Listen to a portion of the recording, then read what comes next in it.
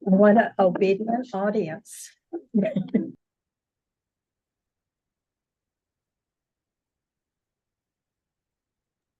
Like to call the order to order our meeting for tonight, our Board of meeting. And with that, I'd ask for a roll call of our members, please. Yes, ma'am. Mr. Roscoe? Present. Mrs. Cameron? Yes. Mrs. Hernandez? Present. Mr. Crow present, and Olivia's present. She's in the restroom. Okay, but we won't. Yeah, please don't put that in the minute. Okay, and now if we'll stand for the Pledge of Allegiance. I pledge allegiance to the flag of the United States of America and to the republic for which it stands, one nation under God, indivisible, with liberty and justice for all. I salute the flag of the state of New Mexico, as the symbol of perfect friendship among the united cultures. Thank you, and we are delighted to have this many people to join us tonight on this just before the Christmas holiday. At this time, I first would need to approve approval of agenda. Madam President, members of the board, there is one agenda item. Oh, I'm sorry. Revision. No, you're fine. Under action item 8E, bullet 2, the fund number was written down as 28190, and that fund number is actually 27414. The documents that are in the packet are correct. It's just we had it wrong on the agenda. So it's 11,027,414, Correct. and then the 28190 stays. That one still stays. Okay, for thank the you. third bullet. Yes. Just wanted to make sure. Yes. All right. Are there any other questions or remarks about the agenda?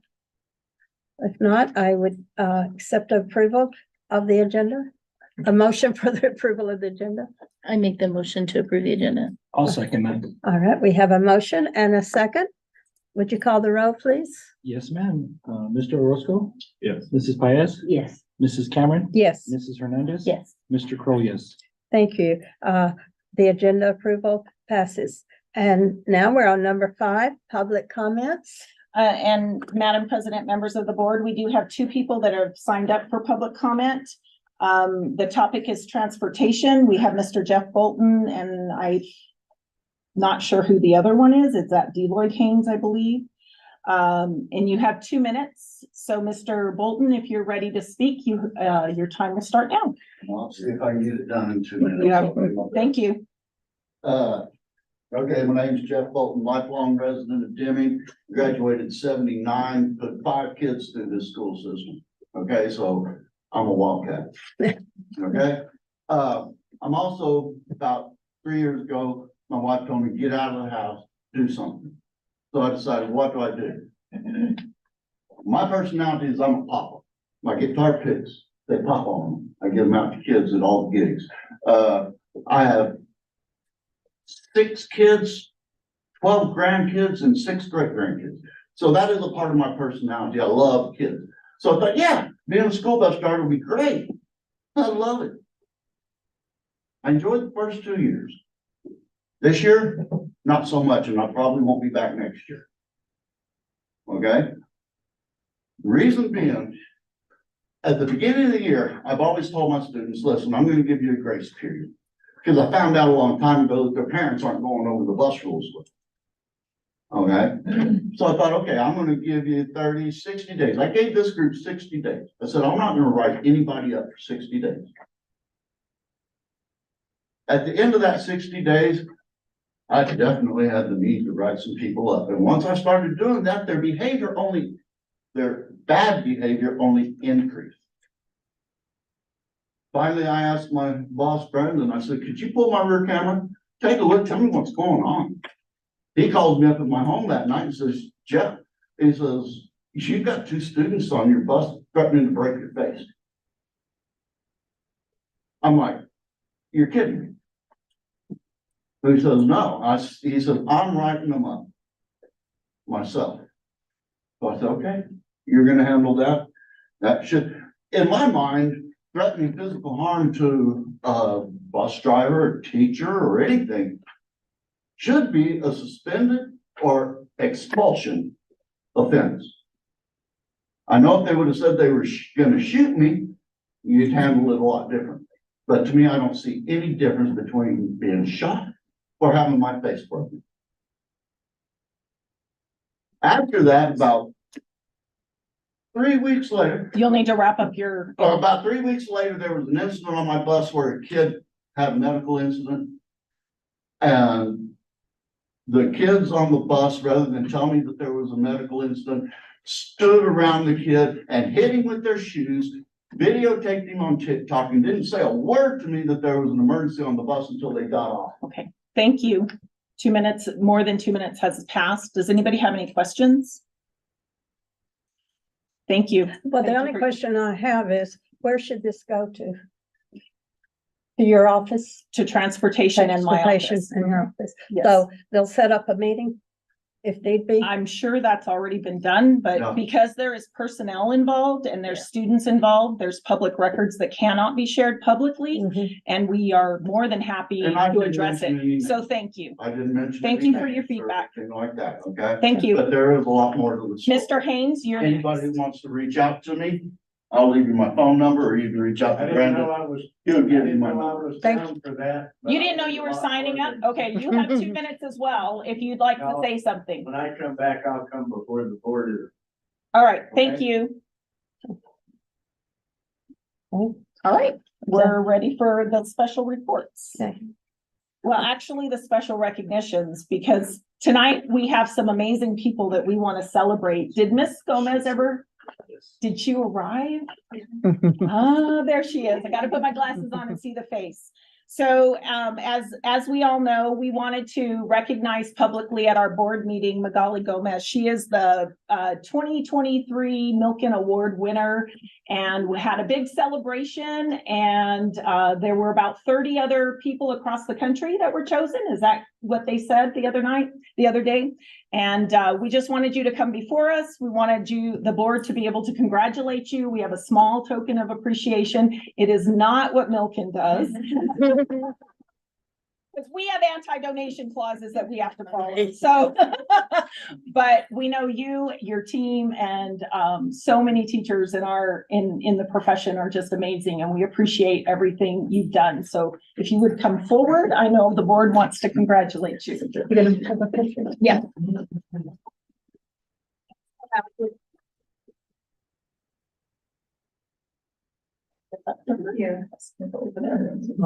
Yeah, I guess we're going this way. Thank you. Thank you so much. Thank you for Thank you.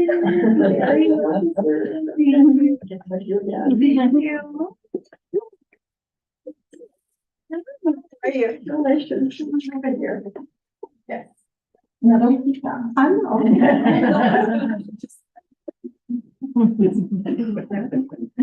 I did Monday through Wednesday, wasn't I? Okay, okay. So I have it Thursday through Saturday, okay. Do you guys get that worked out? No. All right, smile big. Thank you guys very much. We really, So let me just say something. It's not often that we get awards like this here, but every time we do, it recognizes you as what you do, what the children do, and what our whole staff does to make it. And so we are very proud of this and proud that you also hopefully represent Deming as well. And we know that you have a lot of other steps to go forward. Yes, so congratulations. Thank you.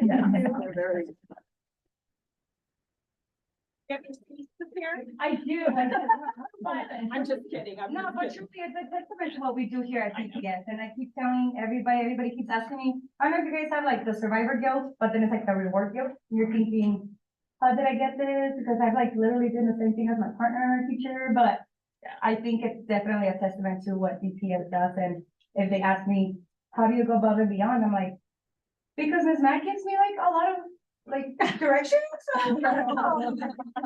But thank I you just guys. do it. Yeah, We thank you appreciate so you. much. I appreciate you very much.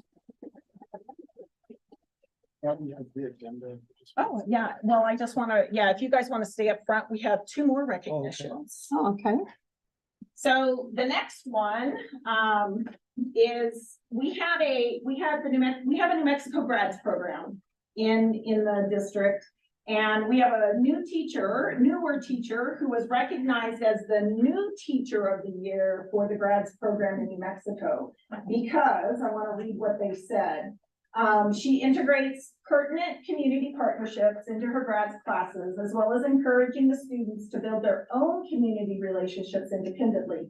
These vital partnerships include parents as teachers, Children's Lending Library, Play Charity, Department of Health, our on-site childcare center, and our very own Brad is working the dads.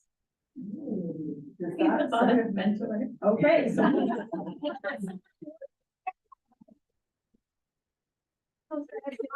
she ensures that all the reports are submitted on time, and anytime the state or feds are involved, we all know there is a ton of reporting, so she's always on time. And then she advocates for the program, for her kids, the services that they need, and really has a strong, trusting relationship. And I have had the pleasure of talking with Victoria Hernandez on several occasions for different reasons. And I can definitely attest to the fact that her heart is for our kids.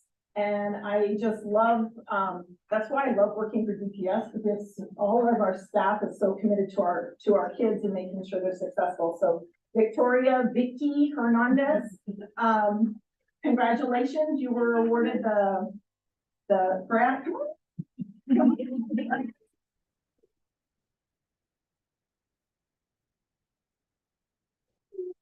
Thank you so much. Thank you so much. We need to go down there. Thank you. Do I get to stand in the middle? Yes.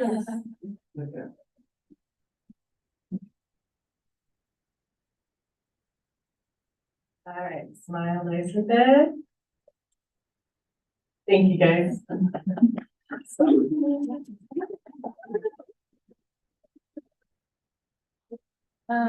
I work with at-risk kids all the time, so I really love working with young parents and showing them that they have opportunities that they sometimes don't think they do. Yeah. So thank you.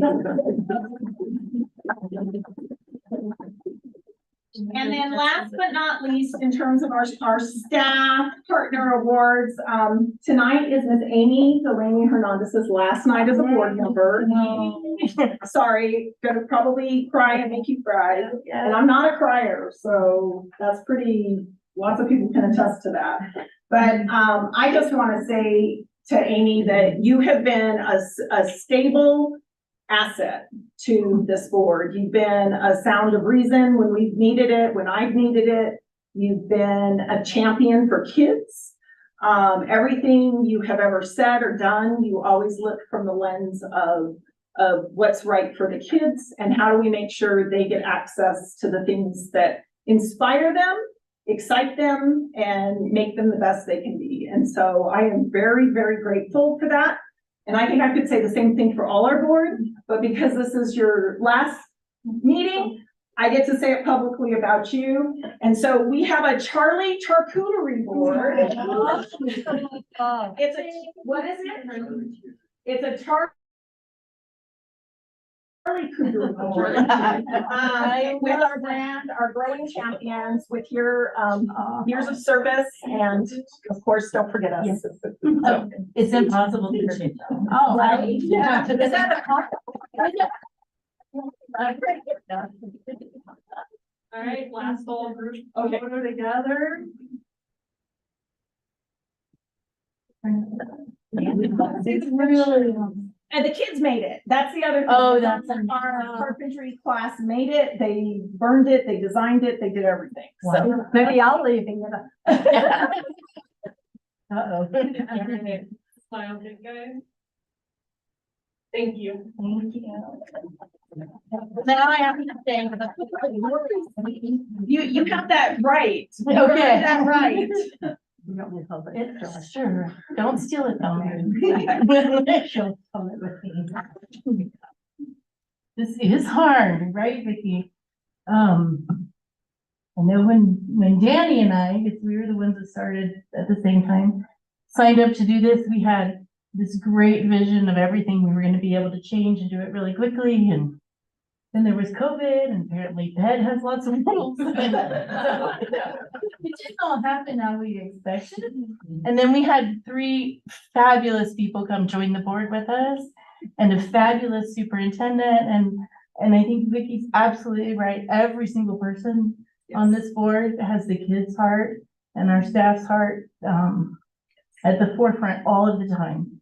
And I know sometimes it probably seems like we don't make the decision we all would like to make, or that seems easy, it really isn't easy. And there's a lot of work that these 4 other people and Superintendent Chavez do behind the scenes that you don't ever see. So it's an honor, honestly, to have represented the school district. I'll always be Wildcat fan and always be behind you and thinking of you all. She'll be out there telling us. I will still lobby them. They may not answer my call. Advocate, remember lobbying's not allowed. Oh, yes, okay, sorry. Already. Advocate. I can advocate, yes. I will just say Amy will be missed great as she, not only with her law background, but just with experiences she's had with her children. And as she said, it's for all of the kids in the district. She's not here just for her children. Right. Okay. Absolutely.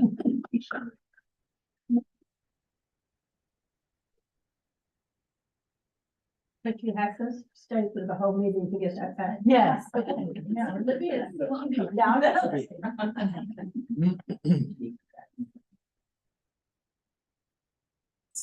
So while I know we have a lot of business to do, I do want to continue a few more celebrations because our staff has been amazing and our students have been amazing at taking on an initiative that you all supported, and that's project-based learning. So we've been rolling out, how do we make learning relevant, but at a really high level? And so I just wanted with the superintendent's report to have a few of our kids demonstrate some of the things that they've been doing and the work that they've worked on. I have DIS here with their teacher.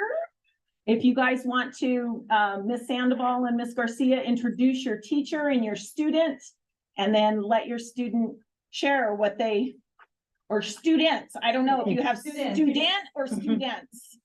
Okay. Thank you. Madam President, members of the board, Superintendent Chavez, thank you for having us. And thank you for this opportunity. The PBL has been amazing and our kids are so excited to see that excitement in the students, and that high level of engagement has really been refreshing. And man, we've enjoyed every step of the PBL journey. So without further ado, I want to introduce our science team leader, Chelsea Lucas. Come on up, Chelsea.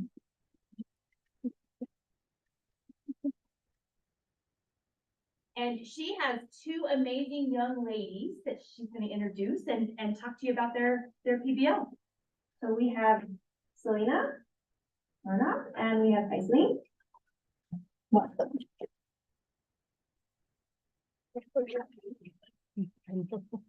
So we did our first round of project-based learning where our students actually researched climate change specifically in this region, and they had to choose a solution to climate change. And what Selena and Aislinn chose was geothermal energy. And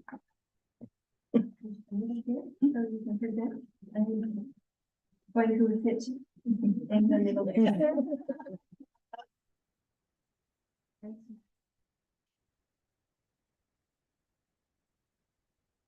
Hello, our names are Selena and Aislinn. And we have another teammate named Juliana who couldn't be here today.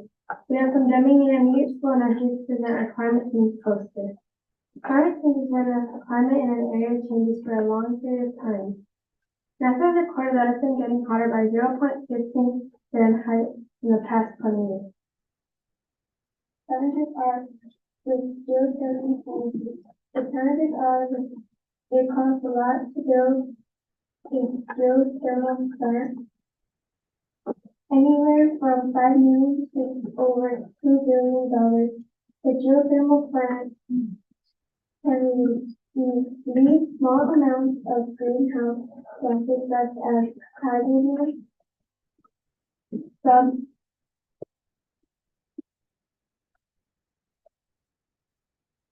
sulfur, and carbon dioxide. Our solution is geothermal energy. Geothermal energy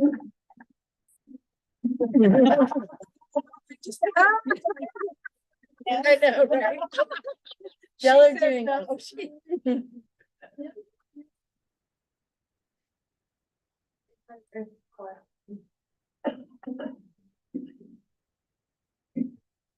emissions with geothermal energy and climate change.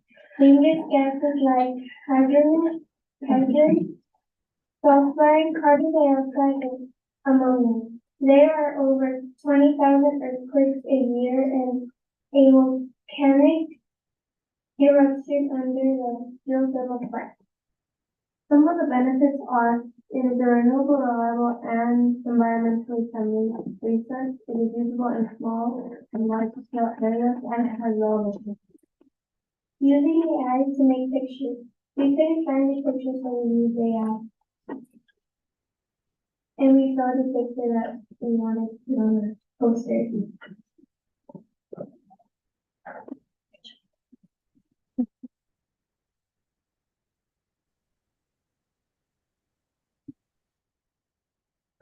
So we just want to thank you. We have just a little treat bag for you guys.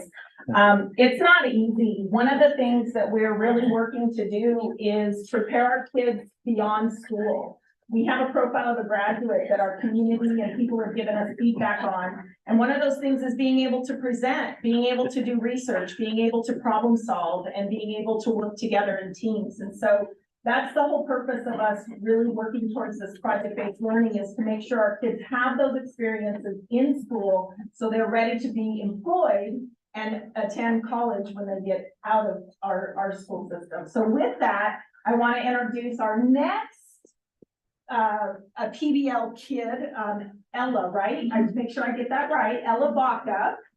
She is from Red Mountain Middle School, and I attended their presentation night last week or the week before. And one of the things that I was so impressed with how she went about her approaches, and I asked her if she would come and present as well. So Mr. Richmond, if you would introduce your team and your teacher. Madam President, members of the board, Superintendent Chavez, thank you again for having us. I want to second what Ms. Sandoval has said. The project-based learning opportunities for our kids has really got them thinking a little bit more outside the box, the real life application. The main thing I say we highlight in the presentation that happened this last year was I think they were working on persuasive pieces. And the authenticity of the work that they did was through the roof, which is one of the main components of a gold standard lesson in PBL. And so the kids were passionate about the things that they're presenting on, and they had an open wheel on anything that they wanted to present on. And then they got to do these presentations. So I'm going to introduce our teacher that we brought tonight, and this is Ms. Gracie Moreno. Hello. And she's going to talk a little bit about her experience with PBL, and then Ms. So like he said, the PBL has been a great initiative that the district has taken this year. The students have reacted very positively to a different form of engagement. We're not giving them a topic, they're creating their own learning and they're doing their own research. So I think the process has been great. The resources have been amazing. We've worked directly with Erin Sanchez, and admin has been very supportive. So it's been great, and the students' outcome has been the most rewarding. Thank you. Hi, my name is Ella Baca, and I'm an 8th grade student at Red Mountain Middle School. So I want you to think to yourself for a second, what would you do with an extra hour in your morning? You can prepare yourself mentally, physically, or emotionally for school. You can have a healthy breakfast, or you can just sleep in. So, I think that Deming Public Schools would benefit from a delayed start time. With the delayed start time, students can have more time in their morning. They can have more rest for their body and mind, and they can have a better chance of being to school on time. With more time in a student's morning, They, will have more time to prepare for, class necessities or, personal needs they feel more comfortable with in school. They can take this time to focus more on themselves and come to school with a positive mindset. They can have time for a healthy, well-nutrient, meal. And they can take that time to also complete, schoolwork before school. Along with that, they can have additional rest, and with additional rest, there is more energy and students can be more energized for class. And it's been a big problem with students falling asleep in class because of exhaustion. So I think that this would resolve that problem. And then I wanted to bring up the students who have to travel to get to school, like kids from Columbus or Palomas. They would have to be waking up hours before school actually starts, and I think this will give them more sleep and more time in the morning, and they won't have to wake up as early anymore. And lastly, attendance. Students with core classes as their first hour, who maybe be late, they won't be missing out on lessons and the knowledge that they need. And with that, better attendance and more frequently going to class, there will be an improvement on grades. And so I know if you're thinking, oh, why don't students just go to bed on time, wake up early on time, have that time in the morning? Well, a study done by Dr. Owens found later start times improve children's alertness, mood, and health. And the study also showed beneficial results with later start times for kids' development, sleep patterns, and their overall well-being. And to end that, I wanted to put some numbers in here. So a study by Children's National Medical Center research team found from the study there was a significant improvement of attendance rates and graduation rates with start times no earlier than 8:30. Schools who started early in the morning, there was only a 79% success rate. And students with delayed start time, there was an 88% success rate. So that's 9%. Thank you. I got a quick question. Yes. What do you recommend to end the day at 6 in the afternoon or? feel like- Just curious, I'm just curious. I'm not too sure. That'll be something that we have to, something that we have to look on. That's a great idea. Yeah, I think Ms. Chavez, you failed to put that under the action item. Right? Yeah. This is the goal for our students is that one, they can identify if something's not working. They have data, they have rationale, they have a way to put it together and then a way to present it to support what they're thinking. I think our best ideas are going to come from our kids. And they are going to be the ones in these leadership roles. And so I am super proud. I've been very fortunate. The last 2-3 weeks, schools have been having different project-based learning nights. And I had an opportunity to also go to Members Valley, who is also been at part of our first cohort. And I'll show the video later. I was running it in the beginning. But the students weren't able to come, but they brought their projects. They, in their math class, learned geometry. They actually invited Mr. Kroll, was one of their industry experts. Then they had to interview their customer to find out what kind of home they might want, what kind of costs they were looking at. And then they applied all the geometric principles to build to scale, draw to scale. They were architectures. And did I say that right? I don't know. But anyways, you can see where they had to draw to scale. They had to create a model, and they also did a model on Minecraft. So they're also using the architecture components of Minecraft and the geometry and the mathematical thinking through building a 3D model before they finalized it and presented it to their customers. And so I have a video of that process. It's about 6 minutes, but I'll run it again when we end the meeting. It's been exciting for me to see kids excited about what they're doing. And I also think we're getting some really great ideas on how we can improve what we do in our community. I mean, in our school system. I'm just super excited to see what's happening. So with that, do you have any questions for any of the students or teachers or administrators? Thank you very much and really amazing. Yeah. And they're producing amazing work. I'm blown away. So thank you, students, for being here. Thank you, staff, for supporting this. This is not easy to change this way, to change the way we teach. I think our CTE teachers have always said we've got to have capstones and output things that kids performed. Our arts and our music have always known that. And then bringing that into the content is just a different new way of bringing integration. So did you have something you wanted to add? Did anybody want to add anything? Your experiences? I'm excited for our next one. We're actually doing, partnering with a bunch of national parks, and they're gonna be doing virtual, Field trips. with our students. Wow. I would be, would like to see when these students get to the end of their school year to come back and where they Absolutely. have been now, and then when they start in their senior year, where they have, what has happened and what they have done and expanded on. So it's funny you say that. So I'll just preview what's coming down the road. This next year, our goal is to have a 12th grade capstone project rubric where students, before they receive their diploma, very similar, if you're familiar with the biliteracy seal presentations and what they have to do, it would be something similar.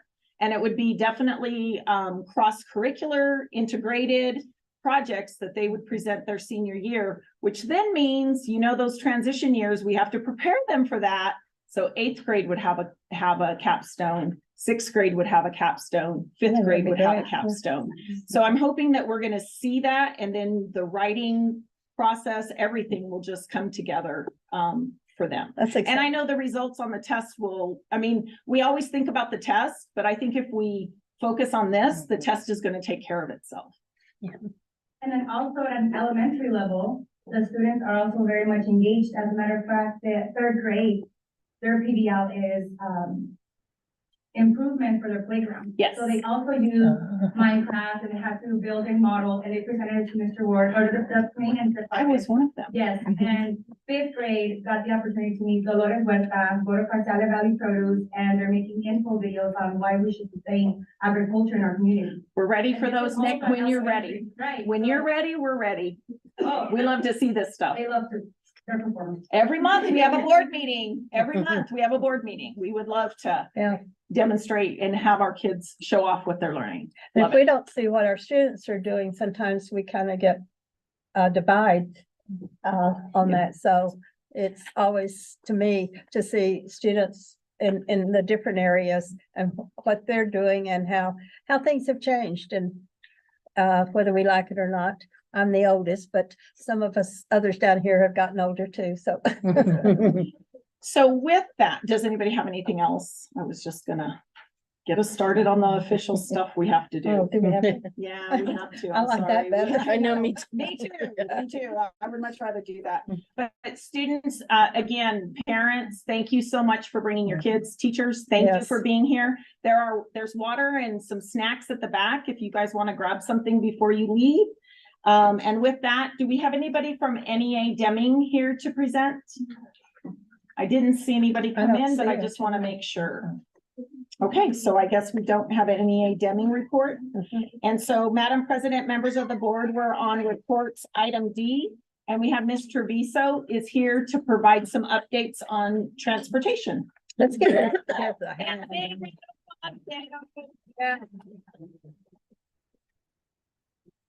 Now there's seats. Yeah, right. This is the best stuff. Everyone This gets has been so so much. much fun. Yeah. The last few weeks have just been amazing. Well, they're gonna solve global warming. We need somebody to solve that, right? And it's good for us to hear it, because then we hear out in the We'll give them a public. minute, yeah. We hear out in the public, so they're not doing anything. Well, It's not, we're working on Yeah, it. I mean, right, yeah, I yeah. mean, we're not overnight. No, It's not that gonna change, project but is amazing. You should, I'm Those gonna are turn off the blueprints? sound, and I'm gonna let you guys see what they're doing. That's crazy.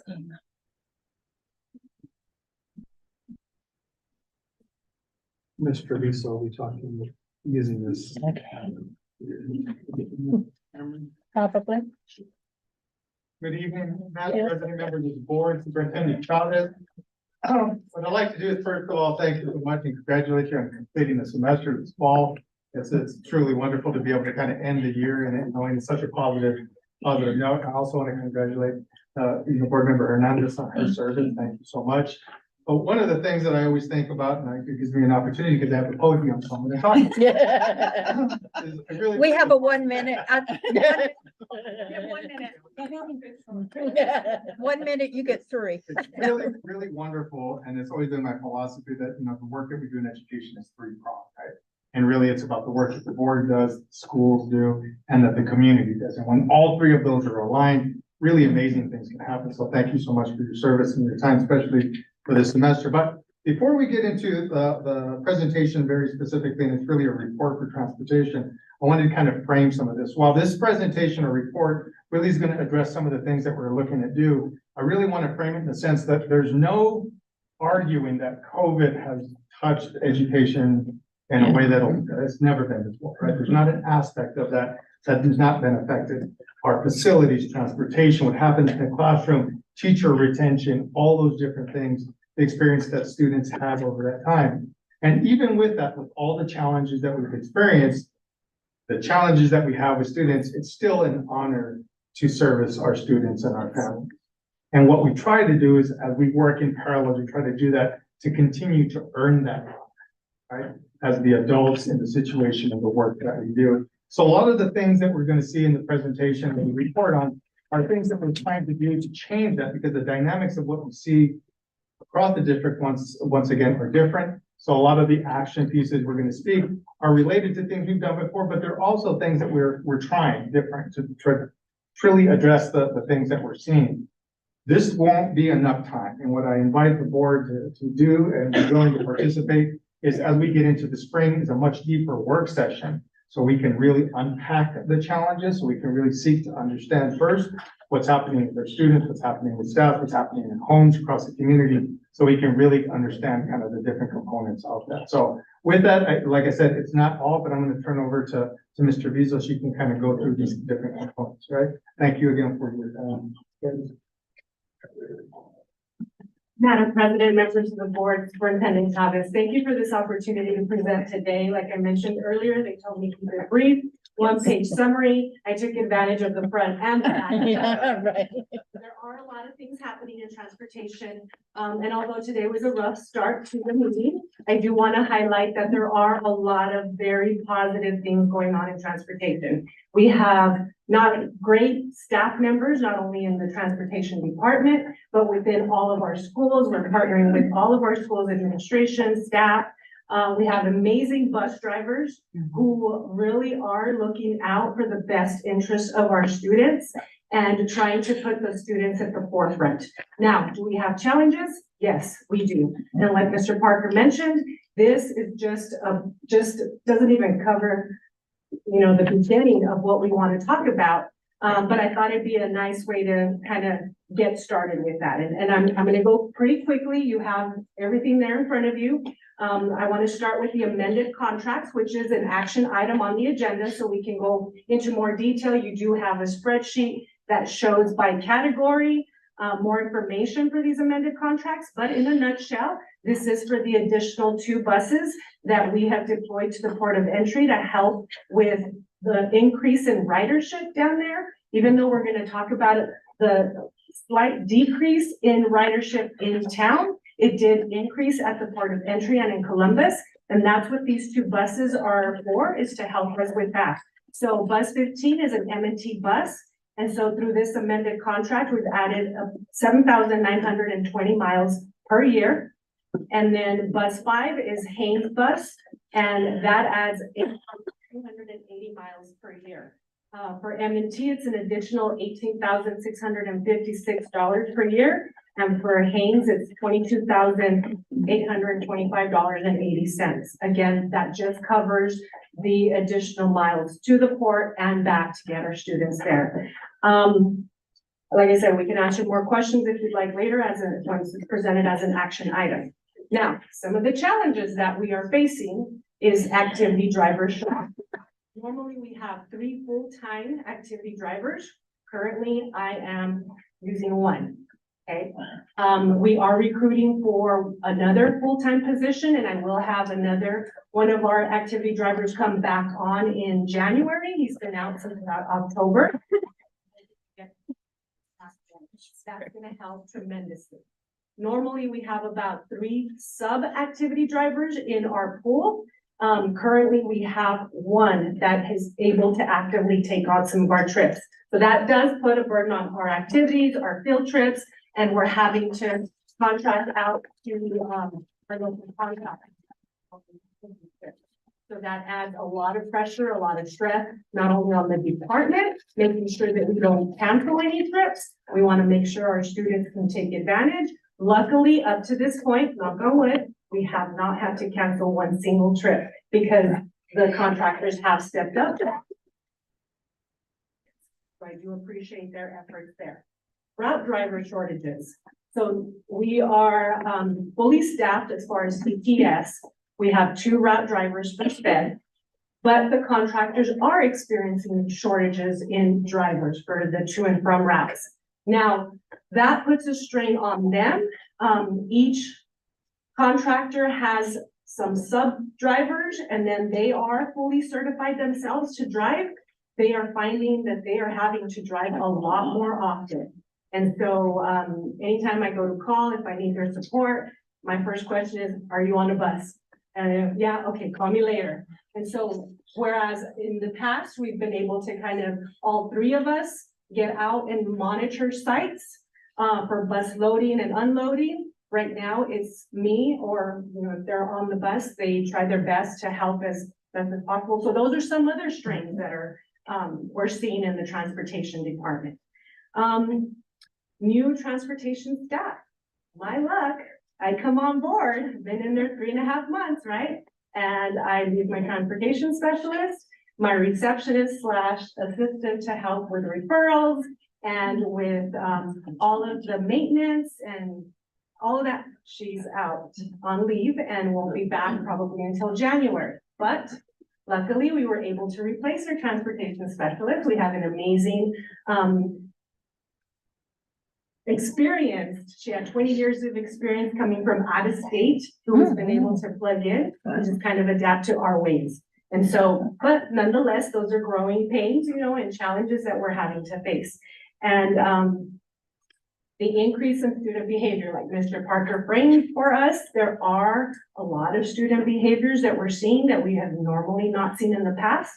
As referenced earlier, there are medical emergencies, more than I have heard of, more than just in the last 3 months that we've had to respond to due to behaviors.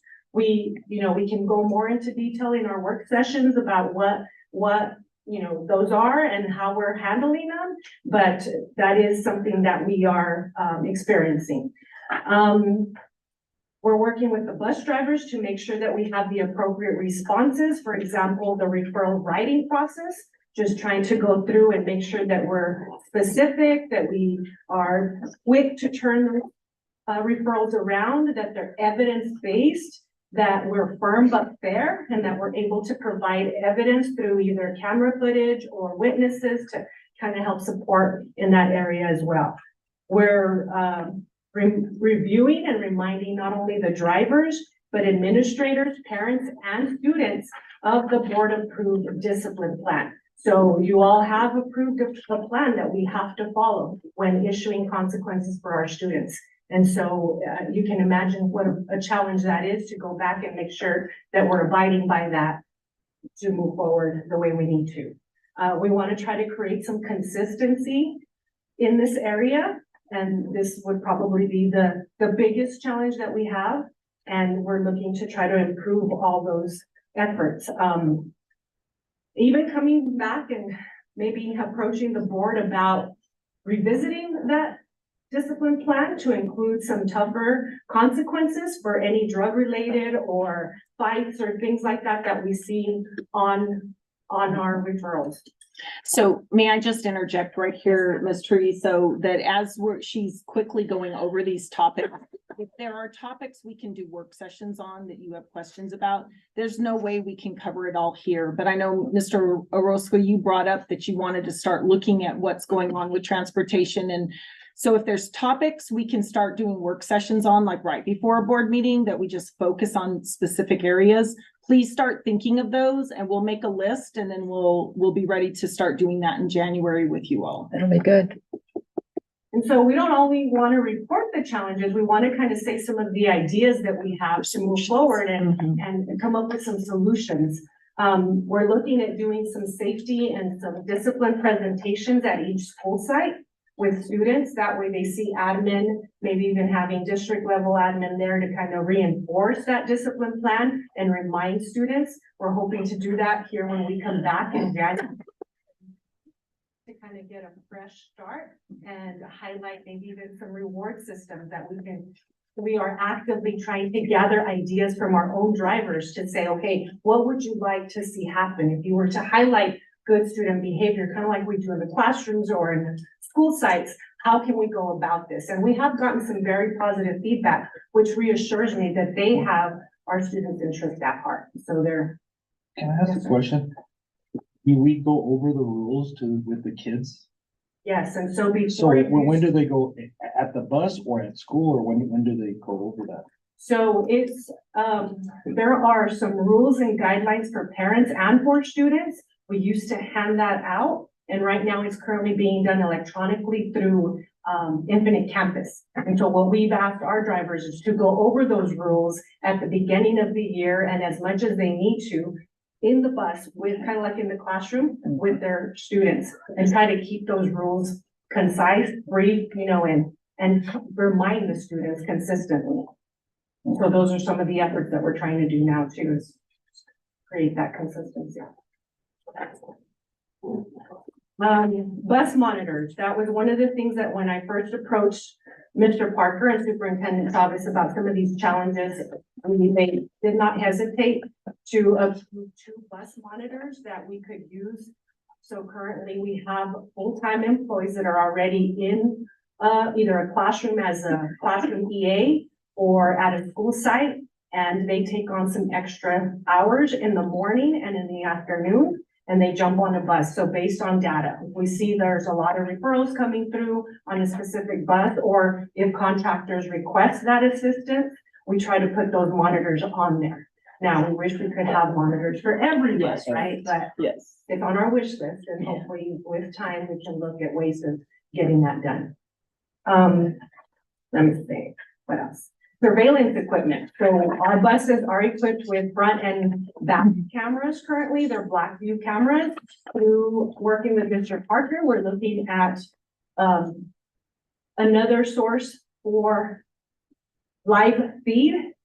We're currently doing a trial period with 9 buses where we have that dash camera where it's not only facing inward, but it's also facing outward to provide more GPS tracking as well. AI supports for distracted driving. It helps monitor speed, different things, in addition to all the behaviors that we could tap into in live feed. We're also looking to add fisheye cameras in the middle of the bus to capture any of those blind spots that the front or the back might not be able to catch. And our bus in services, those are the biggest things that I kind of want to showcase, because there's a lot of people coming together, not only within our DPS teams, but for example, our safety department, our district nurse has pitched in a lot to help, but we're collaborating also with EMTs, fire, our team Hernandez, and our SROs to provide some hands-on training at our in-services. So we've kind of changed the model of those in-services to provide more smaller groups, different collaborations from different facilities or agencies across the community that can help us with the challenges that we're facing. So for example, with the medical emergencies, having the fire chief there, together we've developed an action plan that provides quick step-by-step what to do in case of a medical emergency for our drivers, police intervention, what can we do there to kind of streamline that if drivers need that assistance. And more than anything, so that they have those tools that they need to feel reassured on how to approach situations that might come up. One of the things we're looking to do in the upcoming in-service in January is to work with our school psychologists to help with de-escalation strategies. How do we handle the situations that we see on the bus, not only, you know, to help our students, but also to provide some tips and support for our drivers on how to keep your cool, how to manage, and just get all the support that you need at that point. What else do I have here? Just side-by-side coaching with our drivers, if, you know, however they need that intervention or support. We have a new mechanic on board. He is ASC certified, diesel certified, soon to be CDL certified as well. And he's working really hard to provide a cost analysis for the district where he could be doing a lot of the work himself, whereas before we would outsource the work. And so those are some good things that are happening within the department. And I could go on and on and on, but I know that I need to keep it. I do thank you for the time to provide this information. I do have a question. When it comes to student behavior, is it students who are older or is it students who are younger? We're seeing it across the board. Yes, ma'am. How many referrals have you had from start of school from now? So I don't have, like I said, I can provide a breakdown during a work session, but we have had a lot of referrals, increase, significant increase. So I do want to say that I think it's very representative of what we're seeing in our schools too. We're dealing with some very severe behaviors. And I don't think our buses are immune to it at all. I've actually been advocating that we get funding from the state to have 2 people on every bus. I don't believe our bus drivers should be the sole adult on a bus. I think that is a huge safety concern, but we also need them to recognize that it is important and that they help fund those things from the state perspective. So we just continue to push on that. And I want to hire more people for your buses too, to help, because I think just another set of another adult set of eyes is really helpful. And I get the classroom thing, the concern that I have, because I have a little bit of experience in Sure. the law enforcement realm, is that thing is mobile, it's going down the road. Right. And the circumstances may be the same, but I think that we need to take a harder look and a better stance on how we provide that opportunity and how we can take that opportunity away if they're not behaving. I understand that some of that stuff, I get it, but we have an increase. New Mexico legalized weed, so we have impaired drivers on the road. We've had an increase in traffic in Deming. And you know, it's 3 o'clock, drive around town, it's full and it's hard to get around. It's hard to get buses up and down. And so I think that we need to look at things for the greater good. And we have a bunch of kids that ride those buses every single day and don't cause a problem, one, but yet they have to tolerate the behavior that's going on those buses every single day. Yeah, absolutely. And I think we have to look at the greater good and we have to look at the kids that don't cause those problems and the ones that want to come. So for January, let's plan on doing a study on the types of disciplines, the numbers, the types, the grade, and then when I say types, I mean severities, like where would we classify them, and like, let's bring some real samples of things. We'll talk about what that is. So I think that would be the first step for us. Yeah, and I think that I've reviewed the policy on the discipline side, and I think we need to reduce some of those. I think maybe addressing, you know, some of that stuff at the beginning, the warning type of thing, and then going on to maybe, you know, 3 opportunities, and then outside of that, you lost your privilege. I mean, because like I said, you know, the distracted driving and all the other stuff that's going on. No, we don't need those problems on our buses. We need people concentrating on the road and getting down the road. And if you can't behave in a bus, then there's other routes that you're gonna have to take. It's a privilege to get on the bus, and am I right or not that the state doesn't even cover 100% of it, right? What do they cover? 20, 30? I want to say, Ms. Doyle, the last time we looked, is around $500,000 that the district has to subsidize right now. I think it might have been like 300. Okay, 3 something. It was like, But it's significant. That is correct. They do not fully fund. right. It's a very significant amount. Well, it's a privilege, and I think that needs to be addressed. Yeah. So we can definitely do that. Definitely. I started to break down that data today and I thought we probably won't have enough time. I have that, the numbers available by school and. Yeah. I mean, and, you know, it transfers to the school, so then the Absolutely. administrators are having to deal with that stuff at the school level, I it know. takes away from the classroom. So it's compounding the problem. Right. So. Agreed, and appreciate your Kind of support. like, board member Hernandez mentioned, you know, coming in, I do have some big ideas. I have goals for the department. I do see some great things happening. It's gonna take a little bit of time and I do appreciate your all support because I already have seen that. And, Mr. Parker and everyone else within the district have been very supportive and I'm very reassured that we can move forward in a positive direction. Thank you. Thank you very much.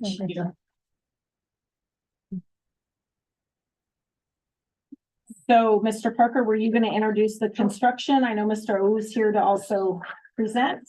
Absolutely. Quickly. Hello, man. He's like, finally. So we're gonna dig into a little bit on the construction services, kind of update on this. As you know, just like in transportation, we have a lot of things going on, really working hard. The construction service department, just like transportation, do a wonderful job. I'm gonna pass this over to Mr. Aru. He's gonna go through a lot of these different pieces, and then it'll come back to me because one of the things we're gonna be looking at is some work specifically at Columbus Elementary. I want to kind of give you guys a little bit of a highlight of what we will have happening, because that will have some interruption in service for some of the classrooms. So we're gonna be working with that, and I'll talk a little bit about that. But for now, let me turn it over to Mr. Aru. Madam President, members of the board, Superintendent Chavez. It's been a while since we've been up here live, so. Couple updates. I'll start off with the security upgrades. Those have been ongoing for a little while. They're about 95% complete. We're waiting on some equipment and finalizing those, but we're getting very close. The Esperanza Child Development Center, we're doing the outdoor education equipment. That is expected to complete next week, so we're pretty close with that. We also are helping out with the Lady Cat softball field, and that's about 50% complete.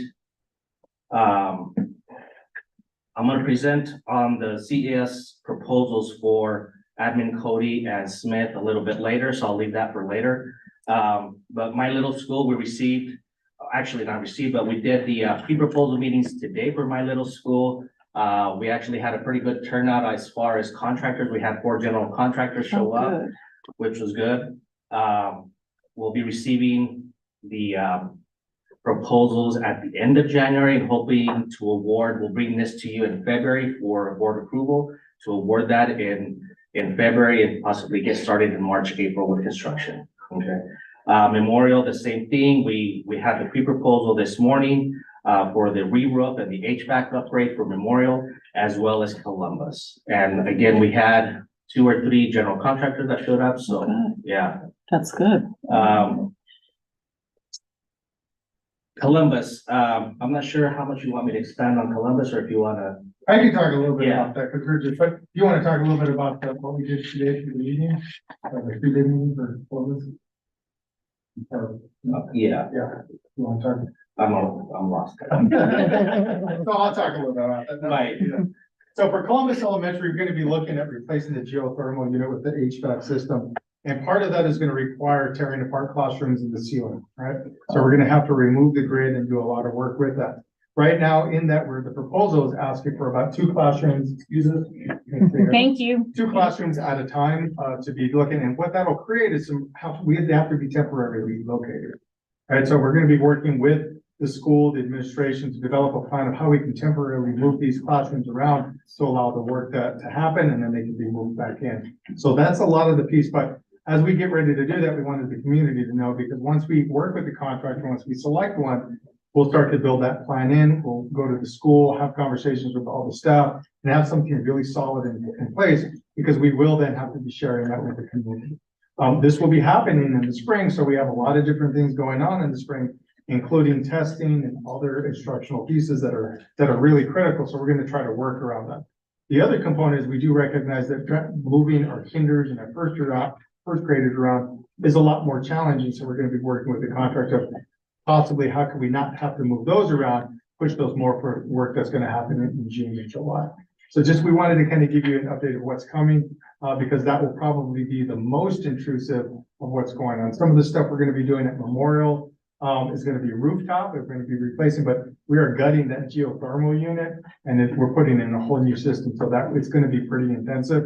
So we just wanted to let the board be aware that that's coming. There will be some probably pinch points in that, but we're gonna do our best once again to collaborate and take the we will do it approach, and to make this all happen. What kind of time frame we're looking at for that geothermal unit to Well- start to finish? Well, we would definitely like to look at, our biggest time frame we're working, we're just gonna be using ARP dollars on this, so we'll have to encumber everything by 6:30 and expand by 9:30, but we'll probably be having to go from the spring and then tip over through the summer and probably wrap things up somewhere in the fall. So contractually, today with the RFP, if we get an award in March, the architect has given them 240 days. So once we issue the notice to proceed, they'll have 240 days from that notice to proceed to complete it. The challenges, as Mr. Parker was saying, is that we're gonna be really intrusive with that site, so we have to be very cognizant of how we're addressing and how we're playing musical classrooms with that site. Yeah, the architect did a really wonderful job today of punctuating the necessity to have a plan that's gonna really. There's some special attention to that. We're looking at when we get ready to do, some of the, I guess, award pieces that we'll have our principal be a part of that. Because I really want to look at what that management piece is gonna be to see if it's doable. Of course, Ms. Chacon has been wonderful and she's cooperating. She knows that this is gonna happen. The same thing with Memorial. But that's gonna be a critical component because that's where that pinch point is that we have. If things don't happen, then we're delayed. So right now, we're looking at about a minimum of 2 classrooms, but we'll be doing a site audit to see maybe we can free up more classrooms, so maybe we can knock out 4 at a time instead of 2. So we're gonna try to work hard to make that happen. But right now, in the RFP, it's at least minimum 2. So we're time for any questions? You wanna add any more? With that, thank you so much. Thank you. Thank you. Thank you, everyone, for those reports. And so, Madam President, members of the board, we're on to item 7, the consent agenda. So with that, I'll let you start moving through your action items. Okay, under our consent agenda, we have all those in our packet. So if we're ready to make a motion, I'd entertain a motion for the approval of the consent agenda, items A through K, under number 7. I'll make the motion. I'll second. We have a motion and a second. Any other? If not, would you call the vote for the vote, please? Yes, ma'am. Mr. Orozco? Yes. Mrs. Paez? Yes. Mrs. Hernandez? Yes. Mrs. Cameron? Yes. Mr. Crowe, yes. Okay, the motion carries. Thank you. Okay, So, Madam President, members of the board, we'll start with our individual action items. A, consideration and approval for student out-of-state travel, DHS Robotics in San Antonio, March 13th through the 17th. Mr. Wertz, do you want to, and Amarillo, Texas, March 28th through the 31st. Mr. Wertz, do you have anything you'd like to add to that? Looking for approval for the trip. They've been very successful in the past. is this Yeah. like traveling through Texas? Is this what we're doing? Something like that. Yeah, So with that, we would recommend approval. okay. Are there any questions or comments? No. Seeing none, I would entertain a motion to approve the student out-of-state travel, DHS Robotics, San Antonio, Texas, March 13th through 17th, and Amarillo, Texas, March 28th through 31st, 2024. I'll make that motion. I'll second. We have a motion and a second. Would you please call for the vote, please? Yes, ma'am. Mr. Orozco? Yes. Mrs. Paez? Yes. Mrs. Cameron? Yes. Mrs. Hernandez? Yes. Mr. Crowe, yes. Okay, the motion carries. Thank you. We expect great things. Yes, right? great things. Thank We're you. used to that, so. And we expect them to come, We do well, but French robotics is a lot tougher competition. We're just happy to go. but you can come demonstrate what you are doing. That's right. All right. So That was we fun look last for that time. date. Yeah. Yeah, it was. Thank you. Yeah. Thank you so much. So, Madam President, members of the board, the next item for consideration is B, and it's the charter renewal. As you know, tonight we had a work session to go over the details of the analysis. And tonight is to make a decision regarding the renewal. I have Mr. Hill, who will explain the 3 choices that you have in making the renewal recommendation. Mr. Hill? Oh, he's on the. Yeah, he's on Zoom. Right. Okay, I think we hear you. Can you hear me? Yes. Yes. Madam Chair, members of the board, good evening, everyone. I'm Dan Hill. I'm an attorney, primarily represent charter schools, but I've been asked to kind of help you along with this process. I think you're here on a renewal application, so generally the ways you can proceed, or you can either renew, not renew, or renew the charter school with conditions. So those are kind of your three options. The statute sets forth the grounds for non-renewal. And so I think we've gone over those before, but they're in the statute. So if you're going to decide not to renew a school, you would have to base it on one of those 5 grounds. And then we've also, I think, discussed what conditions are generally, but sometimes an authorizer decides to renew a school, but impose conditions on the school to correct performance that had been noted throughout the course of the term of the contract. So happy to answer questions about that, or any other questions that come up as we go. Superintendent, are there any considerations that you have for us? So we do have conditions. So as we went through the analysis during the work session, there were some pretty material items that needed to be addressed. And so we provided you with a list of those conditions. Mr. Nunez, if you'd like to, do you have a copy of them? Let me just share those with you, and then do you, but basically, it comes down to their strategic plan, which is tied to your DASH plan, to your mission. It's nothing we haven't discussed regarding your mission-specific goals. Really focusing on those areas that the New Mexico report card basically covers, which are your graduation rates, a plan for your student achievement, ensuring that you're responsive within 2 weeks if items are requested, that the Open Meetings Act will be followed, and that your your governing council members receive the 3 hours minimum annually by a PED approved provider as normal. And then the note at the very bottom says the district can authorize for up to 5 years. From a district perspective, I think we have a great relationship. I think Mr. Nunez and I can speak very frankly with each other, and we can work through any issues we have. There were some material issues related to not following the charter contract. There were some items related to their instructional days not matching. The district acknowledges we didn't have good oversight. We absolutely believe in the mission of the school. We absolutely believe it needs to exist. So we're not opposed to that, but there definitely needs to be conditions, because there are quite a few legal and compliant components that had not been fully done. So we want to make sure that those get done. Mr. Nunez and I talked about those conditions yesterday, and I think we're going to be partners in that. So anywhere from 3 to 5 years, you can go up to 5 years, but it's really your decision, and we'll do annual reviews. We'll get tighter on our monitoring, which means if the conditions aren't met, even during that period of time, we can decide to revoke their charter if those conditions aren't being met. Or I just throw my name in there with you guys, but because I think we're all partners in this, but the board can make the decision to revoke their charter should those conditions not be met. So with that, we're here to answer any questions you all have seen, and we've reviewed through the work session, the analysis. Mr. Nunez, is there anything else you would want to add? Just Madam Chair, members of the board, Superintendent Chavez, we accept these proposals and these conditions. We feel that we have a good relationship. We and I met yesterday. We feel that a lot of these things will be fixed immediately. We feel that with these conditions, proposed times, they'll be fixed. These are things that we know that are going to be fixed.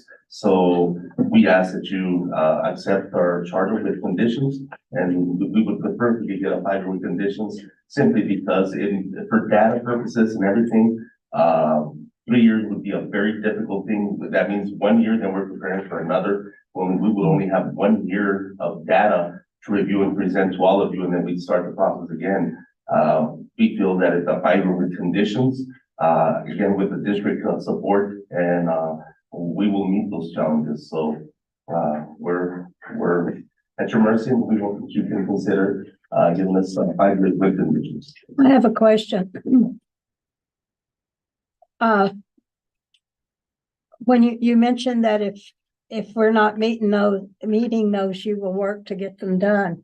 And that's why in 3 years, do you feel like you can get these conditions all done in 3 years? Most of these things, we can get these done, and a lot of those things have been worked already. So, for example, we're talking about, the Open Meetings Act, that those things have been corrected already. We did go through a change in our website. Those things are corrected, they're done, they're updated. Things that we need to work on is getting the timely, information to you all in 2 weeks. Those are things that we are working on with Mr. Masters and myself. Our graduation rates, those are a challenge. I'm not gonna lie to you, the population that we serve, we're putting our 90-day plan, and we're putting all our emphasis in getting our graduation rate. Of course, we would hope that once we get into the charter, specific frameworks, that we can look at 4 to 6 year graduation rates, because we fear, if we only get 4 years, it won't, we're not gonna meet that quota. And we know it's an unfair advantage for us, but we understand that's what the community needs. So we will be taking the same students, we'll be working on those things. Other things that we'll be working is reporting to you on a quarterly basis. We have been, for the most part, upfront with that. We upload things on Teams. We'll make sure that our bars, one of the major concerns that Ms. Chavez had, spoke to Chris, we had meetings. We'll make sure that that's correctable. These are things that are going to be done in a very timely manner. And I told Ms. Chavez, if you give us a 30-day window to correct these, definitely we have to meet that. If we don't do that in 30 days, then we have a systemic problem. And I feel we don't have a systemic problem. What we have is communication that's not getting done in a proper way. So we want to make sure that we do everything to make sure that the students are served. So Mr. Hill has a comment, and then we'll open it up. Go ahead, Mr. Hill. Thank you, Madam Chair. Just one thing I want to note with the conditions that are proposed. Most of those conditions have an annual review component. So it's not that they'll be satisfied at the end of the 3-year or 5-year, however many term. There should be, so most of the conditions involve a plan being drafted by the school, submitted to the board, and then review as to success on implementing the plan annually. So there's whether that's 3 or 5 years, you're going to see each year a touch point as to whether that condition is being met or progress needs to be made. Any other questions or comments? I mean, the foundation that we're having to develop to review, the foundation's already there. I don't see a need to revisit the foundation portion of it.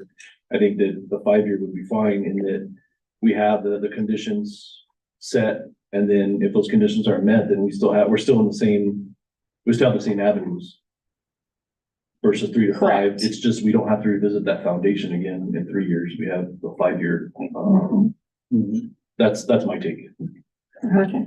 And I just want to say that I really appreciate that you do take the students you take. Yes. Even though it makes these numbers harder to get, because those are the students that really need your program. Yes. So, I mean, I think we're totally committed Absolutely. And I do want to add, though, that is not so much that you have to meet the exact same thing that the state says you have to meet. These have to be mission specific.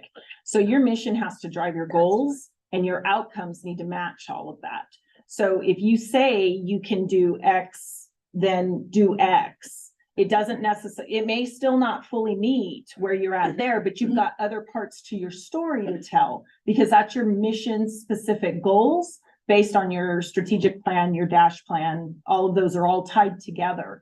So you start with that mission, then you get your specific goals of what you need to address.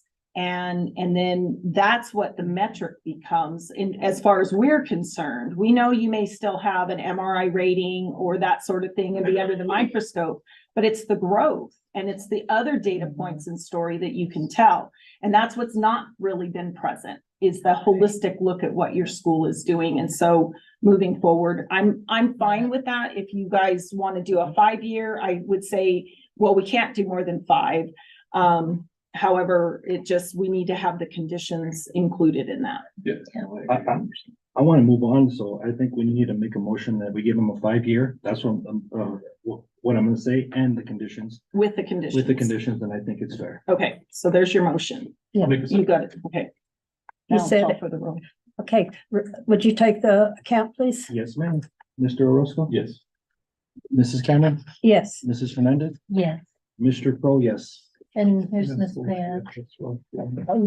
She probably wants to vote on this. We're doing a 5-year with conditions. Okay. I vote yes. Okay, the motion carries and we look forward to continuing. Thank you. For me, it's. I feel Madam like it's an anniversary for me too, for the years we spent working on Thank you, that. Mr. Hill. I appreciate all your Thank you, guys. support and guidance in this. Just one housekeeping item. Sure. The statute provides that we have 30 days to enter into the contract with the school. I would propose that both parties agree to extend that deadline to sometime into the spring. So like a March, April timeframe. So we would need an actual motion for that, or I think if the parties just agree on the record.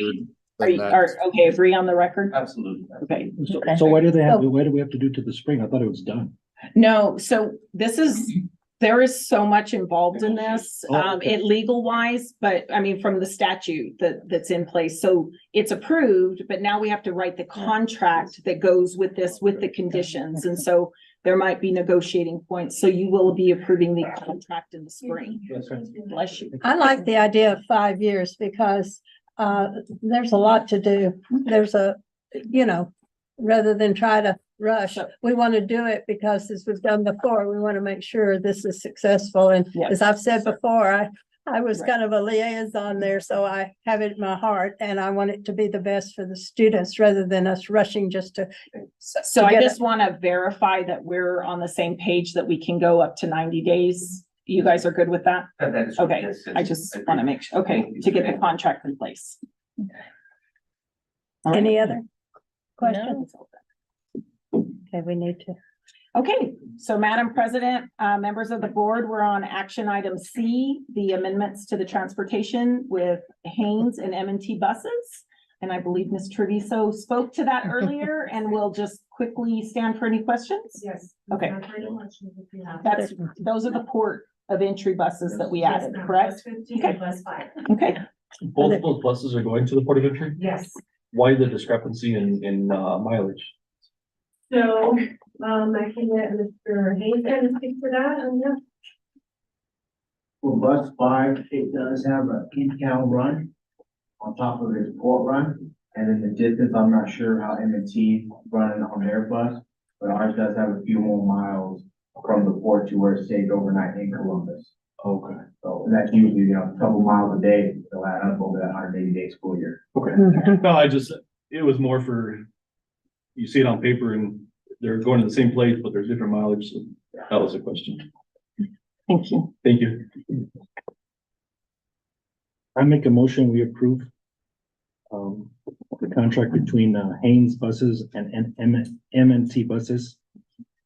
I second. We have a motion and a second. Mr. Crowe, will you call for the vote, please? Yes, ma'am. Mr. Roscoe? Yes. Mrs. Paez? Yes. Mrs. Cameron? Yes. Mrs. Hernandez? Yes. Mr. Crowe, yes. Okay, the motion carries. Thank you. Thank you. Madam President, members of the board, action item D, budget adjustment request is Ms. Doyle. She has 3, 6, 7, 10. Let's let's round it up to 50, okay? Madam President, members of the board, Superintendent Chavez, before you, you do have a number of budget adjustments. The first one is, actually a grant that you will be approving after you approve the budget. We'll be presenting, but this is a New Mexico Beef Council award that she utilizes in her class, and I'm sure she'll be speaking more to that. Then we do have our final allocation for our fresh fruits and vegetables for our student nutrition department. This is the, well, fresh fruit and vegetables. Self-explanatory. Self-explanatory. That's Anyone have okay. questions on vegetables and fruits? Yeah, right. You're speaking out of.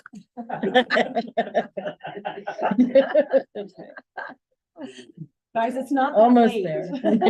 You also do have the Universal Free Meals Award that was allocated by the legislative session in 2023. Typically, all of our student nutrition is funded by USDA, so it's federal. This is actually the state part of that, of the agreement that we will provide universal meals for all of our students. Then you also have, transfer bars for student travel that Ms. Chavez wanted to make available, in case we needed any student travel, funding or any trips, you know, that we hadn't foreseen, but we didn't want to have to wait to come before you to do that. So I'm go ahead and proactively requesting. Where is that? That's under the wind farm. It's bar number 12. Okay. It's a transfer bar to the right line item. Should we have, it seems like we've been having lately teams win things and have Okay. competitions. And so we wanted to make sure we could free up and use that money if we had to. So we're being proactive there, which we actually like to do. Yes, right. Not just there, but everywhere. The next bar that you have before you, number 13, this is primarily to move money to pay for summer school, but also for caps and gowns for the students that need assistance in purchasing those. And then number 14 is the same as it is related to caps and gowns. Assisting students with that. There is also a Title I bar, which is number 15. It's just actually a correction from job class code. We were paying the NEA, but we're gonna begin paying a secretary. And then that's all of the bars that we have. There are also. Yes, we'll get that approved and then we'll move on. Yes. Just on a roll. Okay, are Can there I any just ask you- questions? Just one question out of curiosity. So because Deming usually qualified for free lunch for everyone, does the state money actually help us or it just replaces some of the federal money? It's in addition to. And, Okay. it is as our membership goes down, our, participation in meals goes down. Okay. Unfortunately, not unfortunately, but we do still have the same labor costs. There's lots of Yeah, fixed costs that right. we do still have, so that we need to cover, so it will definitely be much. Okay, that's good. So it actually helps. It's It not does. just replacing. Okay. Good deal. Okay, any other questions? Okay, we need I make a motion that we approve the budget adjustment request. Right, second. okay. we have a motion and a second. You got it. Would you please call for the vote? Yes, ma'am. Mr. Orozco. Yes. Mrs. Paez. Yes. Mrs. Cameron. Yes, Mrs. Hernandez. Yes. And Mr. Crowe, yes. okay, the motion carries. Thank you. All right. And Oh, Mrs. you're Doyle, still if you want to here. continue on item E, the approval of permanent cash transfers. Yes, thank you. We do also have before you permanent cash transfers. I mean, this is something that you do have to approve. For whatever reason. The first one that you have before you is for our debt service. This is actually funds that we collect through property taxes, but the debt has already been paid. It's delinquent taxes, so we continue to keep them. We can't do anything with these funds unless we do this transfer, and then we're gonna transfer it to operational. This is something that I do about annually. You know, we take last year's balance and move it over, because otherwise it just sits there and we aren't able to utilize it. So that's the first part that you have. The second one actually is related to the agenda change that you have. It says from Fund 1,000 to 28,190, but if you look at actually the notes, it says that it's Fund 27,414. And that's actually the fund that we're going to be transferred to. This is related to an autism award that we received and just to the timing of the award and the payment we are needing to, we weren't able to get reimbursement because it came in too late. The grant had already expired, so I'm requesting that we move that to operational. And then the third and final one, I'm requesting a $7,900 transfer. It was actually just deposited into the incorrect account last year. The individuals in my department that received it looked at the PO number and received it against that, but it was actually their PO number, not ours. And so I'm just requesting the correction. It's neutral. We're just moving it from one thing to the other. And with that, I was saying, Any questions or comments? And if not, I would entertain a motion for the, no, I got my mixture. Action item E. Action item E, the approval of permanent cash transfer and correction of permanent cash transfers. I'll make that motion.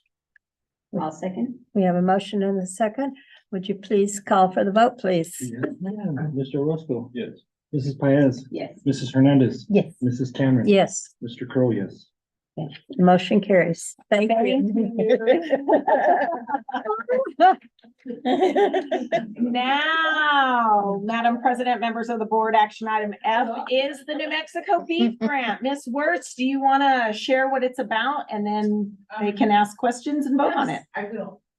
Madam President, members of the board, Superintendent Chavez, we have an opportunity. I'm the co-star teacher at Deming High School. We have an opportunity to partake in a grant that is accessible to us for $1,000 for the purchase of beef. If you've been to the store lately, anything helps. That'll be Yes. two hamburgers. About this grant is it gives us an opportunity to expose these kids to different cuts of beef than they're used to. We do a steak unit, we do, we just recently for a catering made beef bourguignon and the kids had never had it and they just lost their mind, We've done BBF, we've done things that they're used to from here. But the cool thing about this grant is it's a direct relationship with the New Mexico Beef Council. And they provide a lot of things for our teachers, for the culinary teachers. They provide trainings and information, recipe books, and all kinds of things. And at the Pro Start competitions, they're there giving out stuff to the kids. They provide scholarships. They provide, all kinds of training for kids that want it. Part of our unit is we're going to take a trip out to Brasas Meats. I don't know if anybody knows about them out here. They're a local meat producer out here, fabricator, and they've invited our kids to come out and look at the new theater that they're building. And so it's kind of a cool opportunity to have that, it is a PBL if you think about it. Kind of everything we do is a PBL. So I would ask for your consideration to accept this grant. It's $1,000. We can do a lot with $1,000. Is this something you get every the beginning of every year? It's an annual thing. You have to apply. You have to submit lesson plans and what is your structure? I put my kids through a thing called Beef University that's sponsored by the National Beef Council. And so it's a group of modules that the kids go through and they learn about processing beef, nutrition in beef, raising beef, keeping it safe, all those things. We go through all the levels and they get a certificate at the end. So all of my students do Beef University. It's kind of a fun thing. But I think, just exposing them to, like real steak, and they're all afraid because they know Mrs. Wertz doesn't eat anything but medium rare steak. And so they're all preparing themselves because most of the kids around here want well done. No, we don't have steak around here. So it's kind of a cool opportunity. I hope that you will consider it and accept it. It's a great grant. And the lady that I work with, Patty Wade, she's our state director for the education. She's the education liaison. And she does a lot with our schools, with our culinary programs, not just Pro Start, but she works with the culinary programs too. It's kind of it'll be kind of a fun, I think this year will be fun because beef is spendy. Like I don't know if you'll. Yeah. Wow. But anyway, is there any questions? Do you have any questions? Board have any questions? Medium plus. Just send it around, we'll say how we Medium want our rare. beef done. Yeah. If not, would I would entertain a motion to approve the acceptance of the New Mexico beef grant. I'll make that motion. I'll second that. Okay, would you call for the vote, please? Yes, ma'am. Mr. Roscoe. Yes. Mrs. Paez. Yes. Mrs. Cameron. Yes, Mrs. Hernandez. Yes. Mr. Crow, yes. thank you. Thank The you so motion much. carried. Thank you. It was well worth waiting. Okay, So, Madam President, members of the board, action item G is a resolution for the Southwest New Mexico Council of Governments. And Ms. Echeverry is here. It is something we bring to you every year.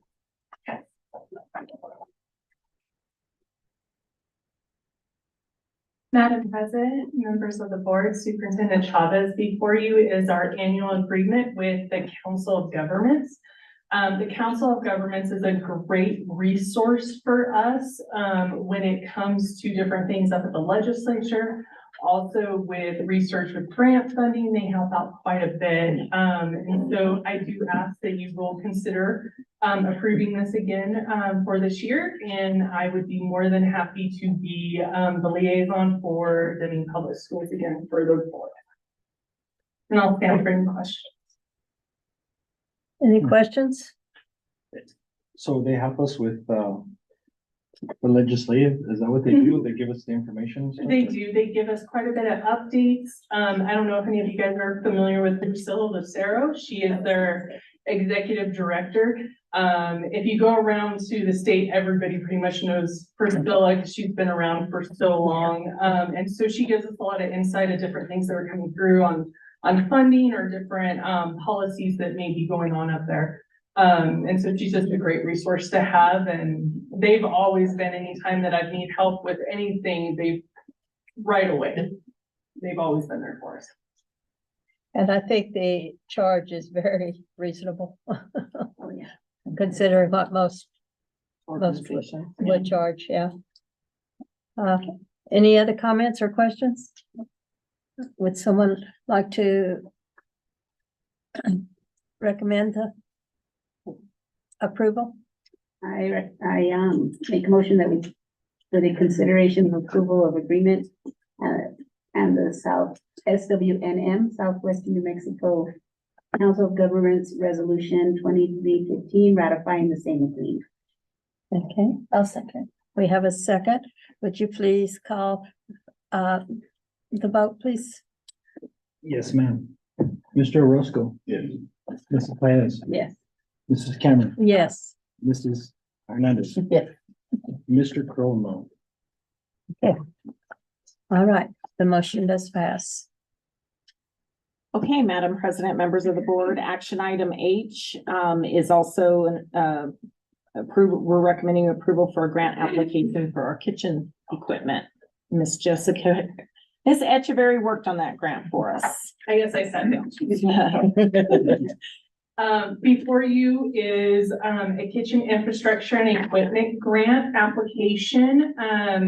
We're looking at expanding or replacing equipment at our central cafeteria, the Con Elementary, RST, Columbus, BIS, and Red Mountain Middle School. Those were the ones that we earmarked. We basically did kind of a grocery list of all of our main equipment that we would like to have extras on hand or that we would need to expand. One of the things that would be nice if we did get this equipment, we would be able to expand our fresh fruit and vegetable program to more schools to include Bell Memorial and Chaparral. And so that's one of the good things for us too. And I don't know if you guys have seen the prices on some of that kitchen equipment, but I mean, it's extremely expensive. So any funding that we could get to help with that would be very beneficial to us. The ask on the grant is $367,561.49. is the ask, and that did, this application did require the match, and we did, look at 100,000 to match that, which we have already, with our bond funds, have already kind of designated that we were gonna do some, especially like at Central, so it would align with that. So I, do recommend do hope for the approval of the application, for the equipment, and I'll stand for any questions. Any questions? Comments? If not, then, Mr. Crowe, will you take?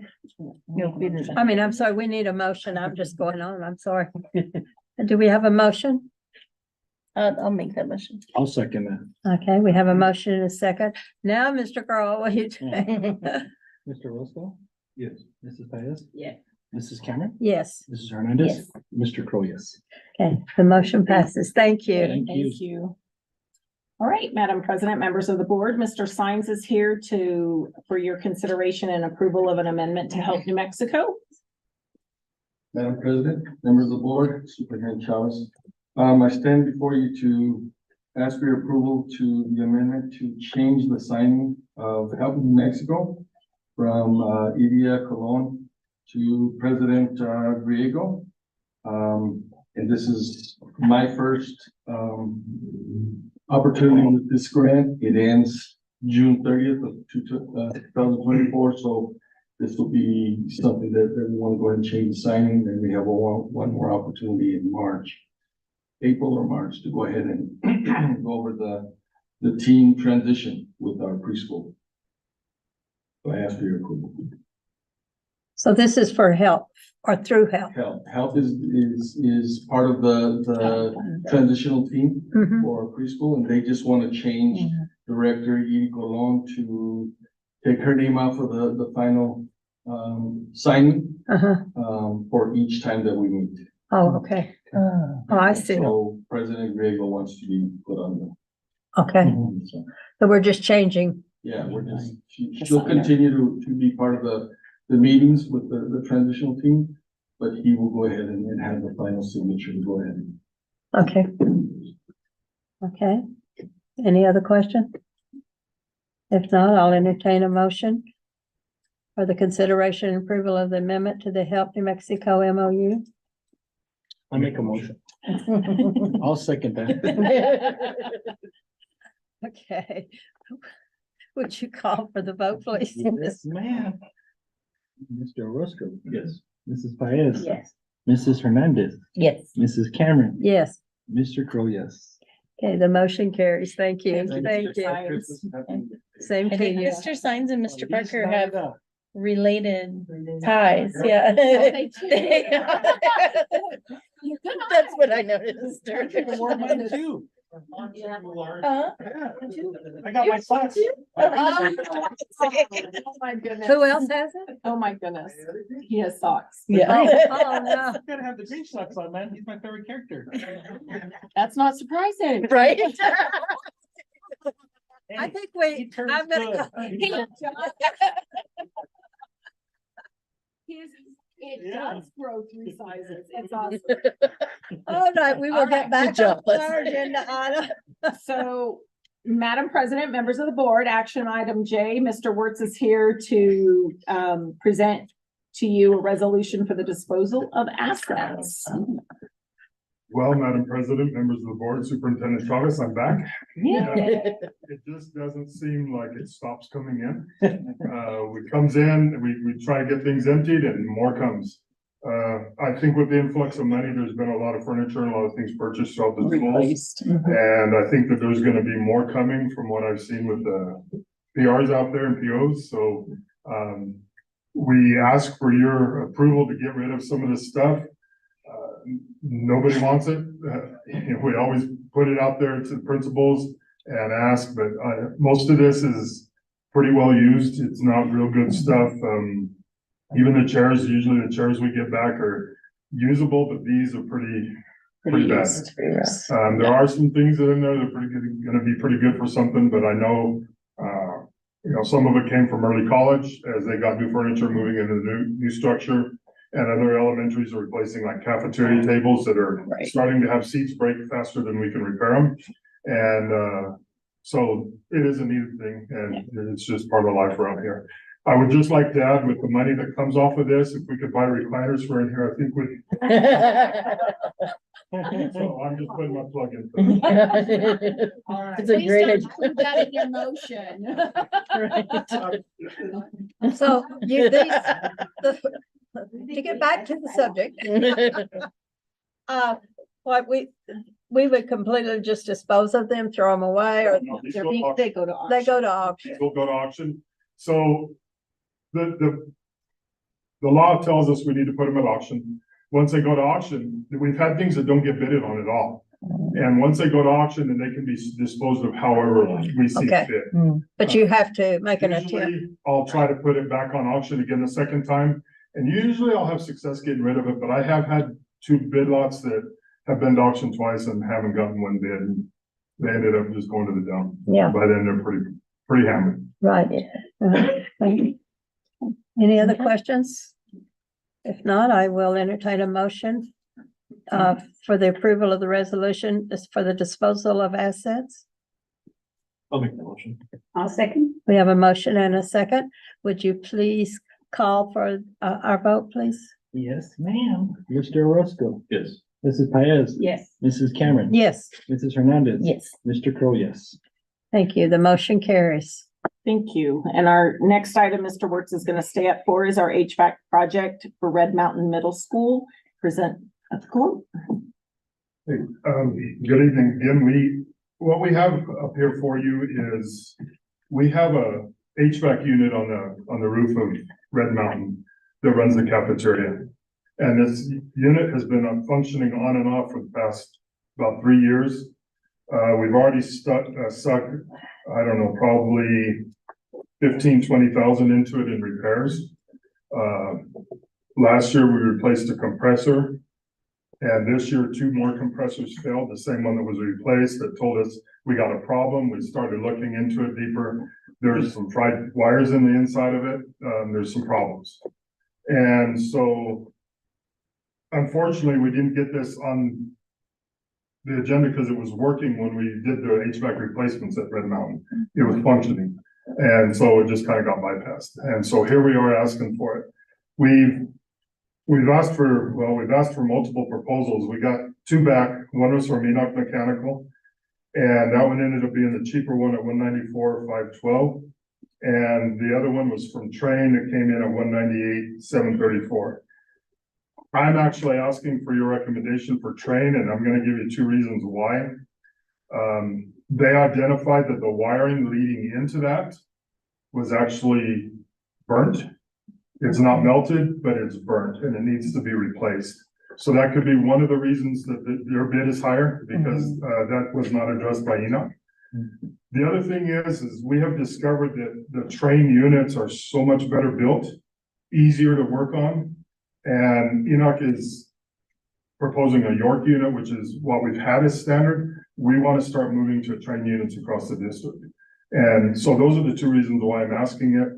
I do realize it's a little bit more, you're looking about 4,000 plus, but I think with at 192,000, that's not asking a whole lot.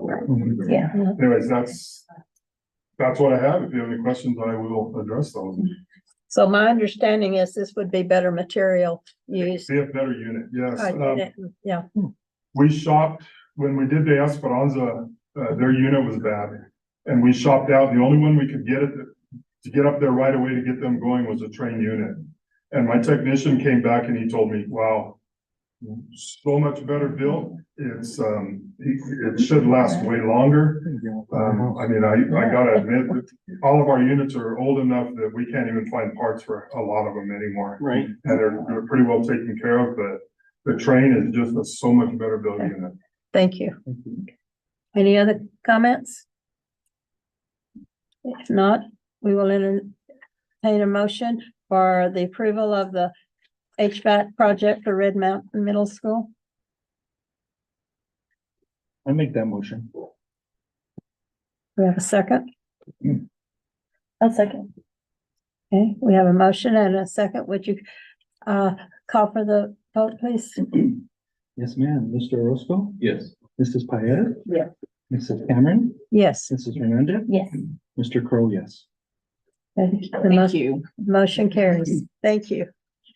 So our last action item is action item L, and we have Mr. O here to review the HVAC projects for this building and the Smith Administrative Buildings. Thanks, Chuck.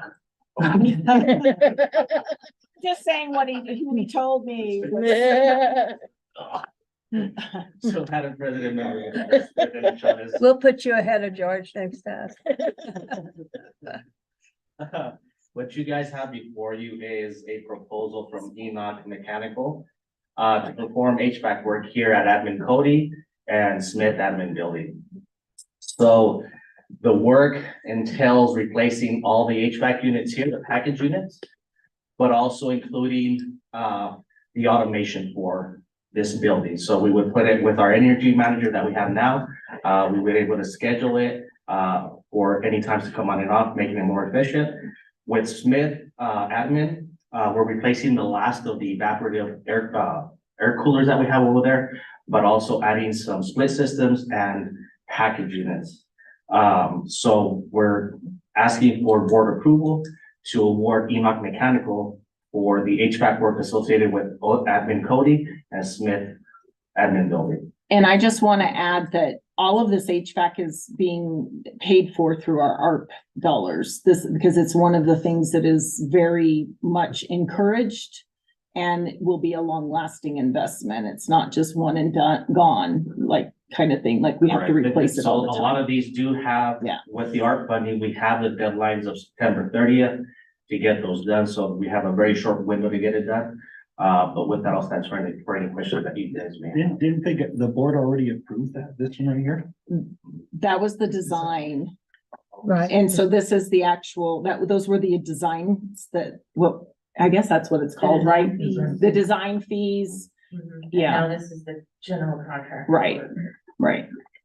I have no issue with Cody Building, I'm gonna be honest with you. I do with Smith School because it might have asbestos, it might have lead paint, it might have lead pipes, it might have a lot of things.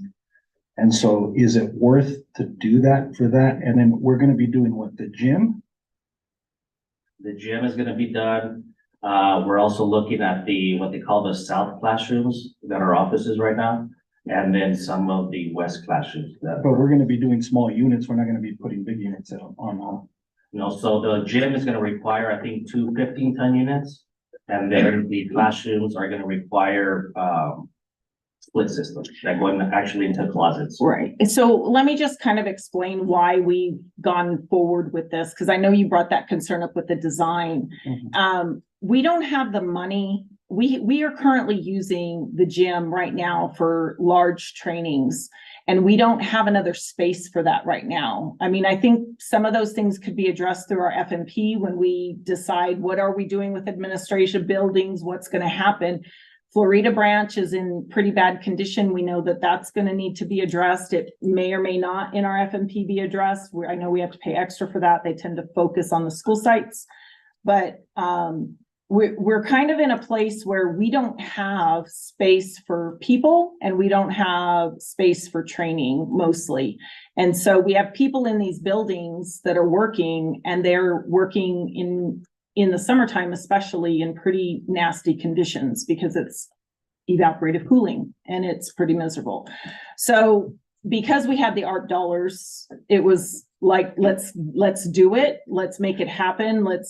So that was just the thinking around it. I know there could be other better ways to probably do it. We just don't have $8 million to redo an entire central office building. So it was just trying to figure out how could we continue to make it useful while figuring out what we do longer term, honestly. So I don't know. I know that's probably not the answer anybody wants to hear, but it is to make it comfortable for the staff that are having to use it so much. Our bus drivers, they're in there all summer long doing trainings, because it's the only place we have for such large groups without interfering with schools.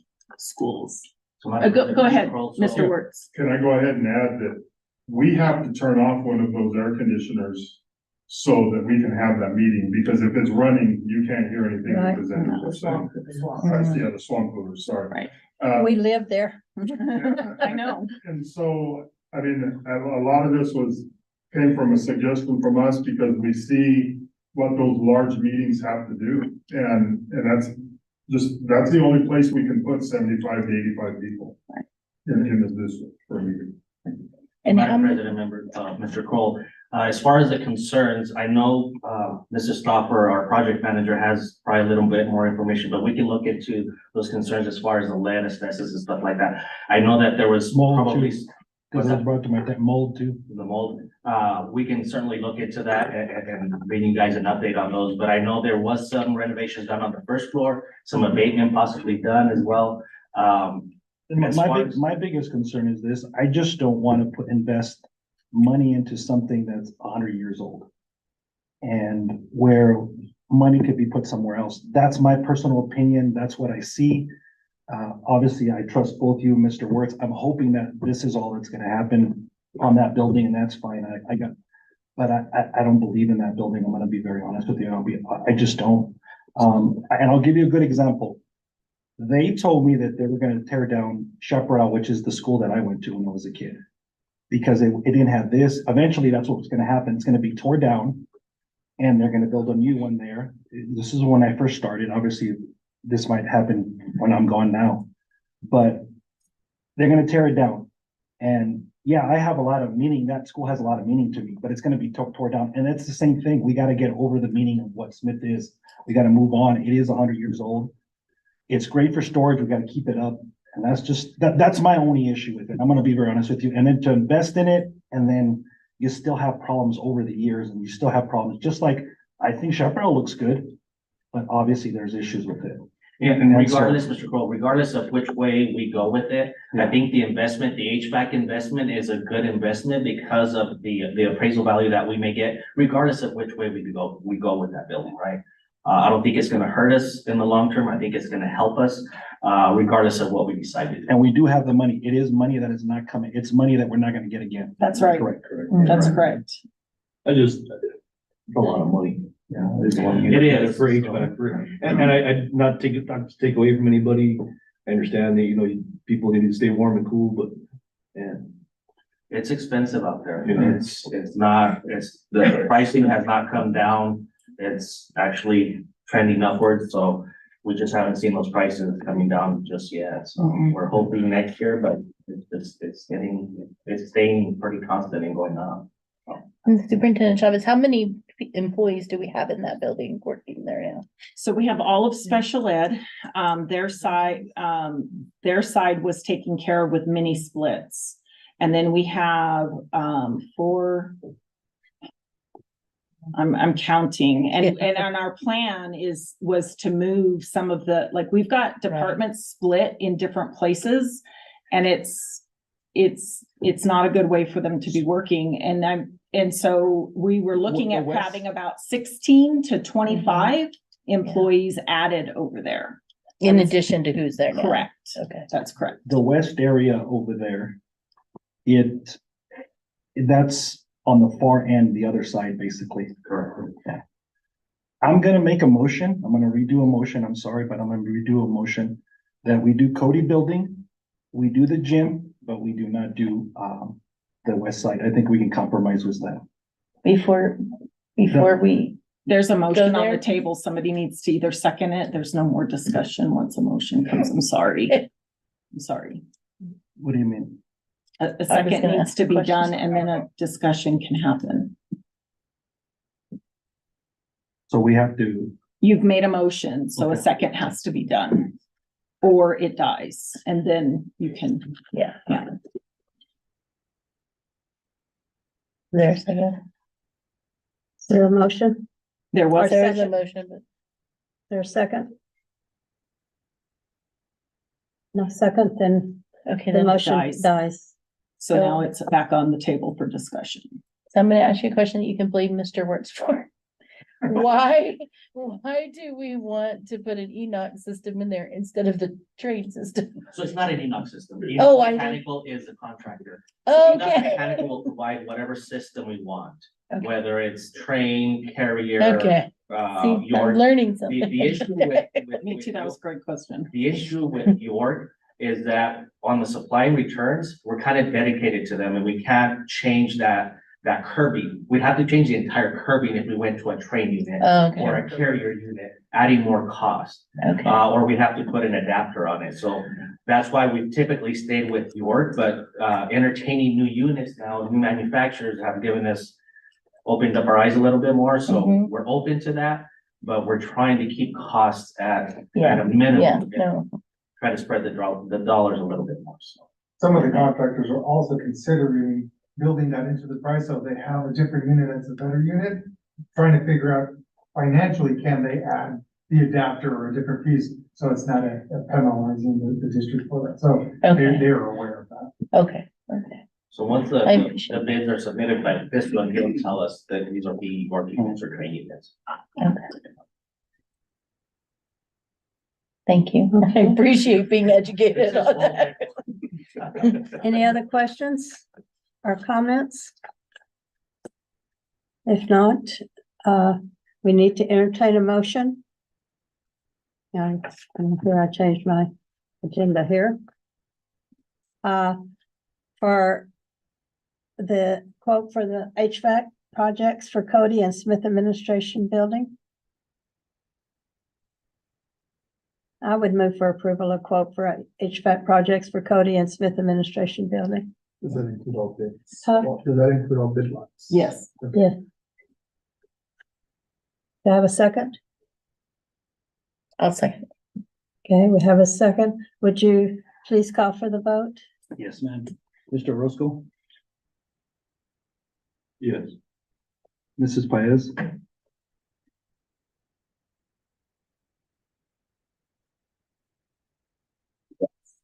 Mrs. Cameron, Yes. Mrs. Hernandez, Yes. Mr. Cromwell. Thank you. Okay, the motion carries. Thank you. And that's all the action items. All right, we're down to announcements. Do we have any board member requests for agenda items?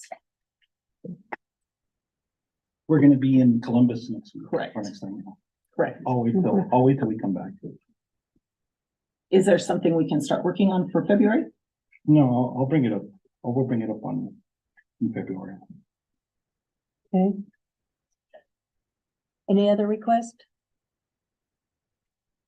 Okay, our next regular board meeting will be January the 18th, 2024. So, and a meeting will be at Columbus Elementary and in Columbus, New Mexico. So with that, we are entertain a motion to adjourn. I'll make that motion. All right, do we have a second? I'll to adjourn? second. We have a motion and a second? Yes. Okay, you want to call? Yes, ma'am. Mr. Roscoe? Yes. Mrs. Cameron? Yes. Mrs. Paez? Mrs. Hernandez? Yeah.